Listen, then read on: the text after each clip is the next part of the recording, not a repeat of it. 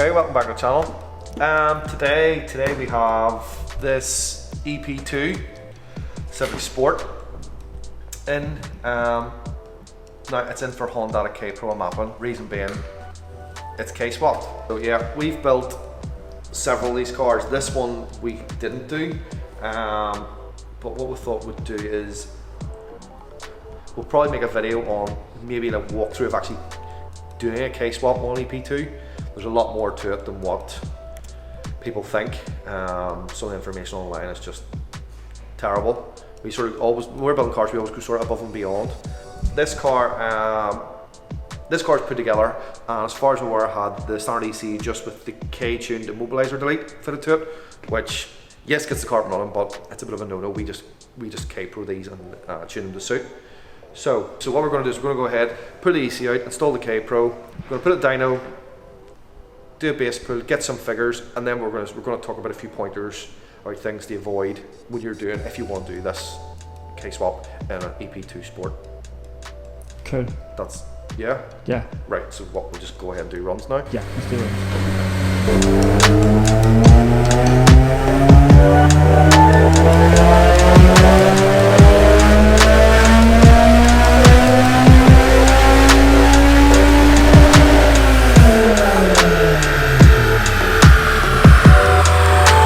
Run. Base figure is 201 and 140 foot-pound.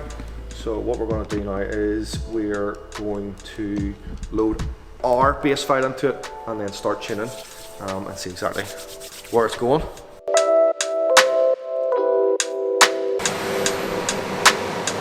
Okay, so our base file is loaded. We've done our base run, we've got some figures to start working from, but what we're going to actually do is I'm actually going to give you a few pointers on K-swapping EP2s, because not necessarily this car, but other cars we have come in see an awful lot of things that just are no-nos, things that are just, I class them like a bit of a bodge just to get the car up and running. Maybe okay to do just to get the car up and running, but not to leave as the car to be finished to be driven every day. I class this really as probably the worst is people doing K-swaps in cars.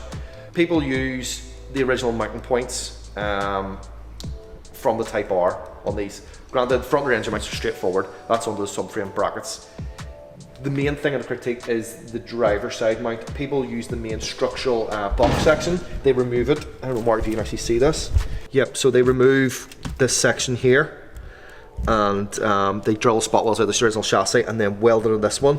Problem being is the engine actually sits higher on the driver's side, the passenger side.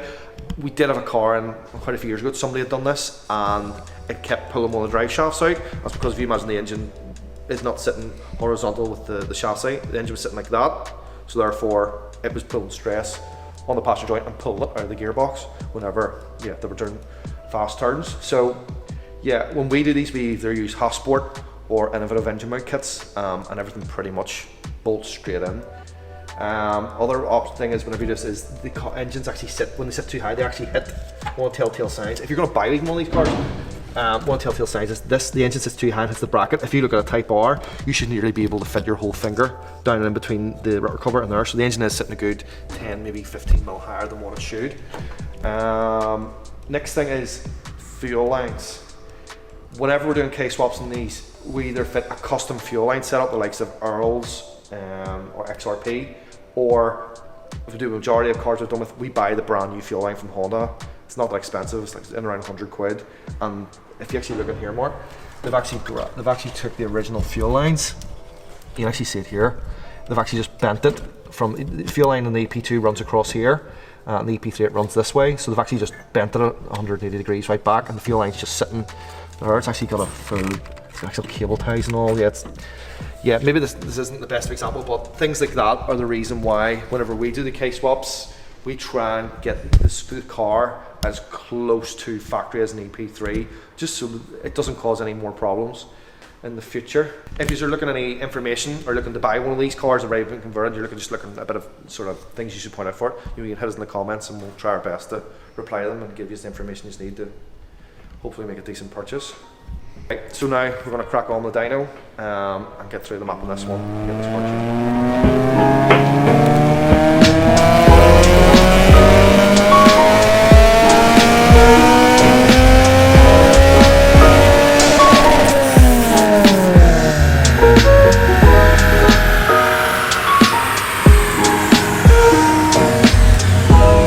That's we've just finished up the fuel, ignition and cam tune on this wee P2K swap. Not overly happy with the figures. Need to talk to the customer regarding a few things. It put down really good torque, nearly 10 foot-pound more than we would usually even see in Type R. It's nearly 170 foot-pound. So it started off at 201, I think it was 140, and we finished up at 221 and 168. That is not wrong. Yeah, 221 and 168.69 foot-pound. So usually we see about 160 foot-pound from Type Rs. So there's something with this car that's just holding it back. We'll have to discuss with the customer as to what he wants to do. I do know the car is on, it's not on super unleaded, it's on a poor quality fuel. Don't know where he gets his fuel from. That might be a contributing factor, but that's something we'll have to discuss with the customer. So I know we sort of glazed over with this video. This video was just, we sort of said to the customer, yeah, we'll make a video on this car, it's more content for us. But if you want to see more in-depth tuning and tuning process, if you... Other side. Others? Other side. If you want to hit the link up there that Mark's going to put in of the For white. badness, I'm going to put it. He's going to put it Here. like here.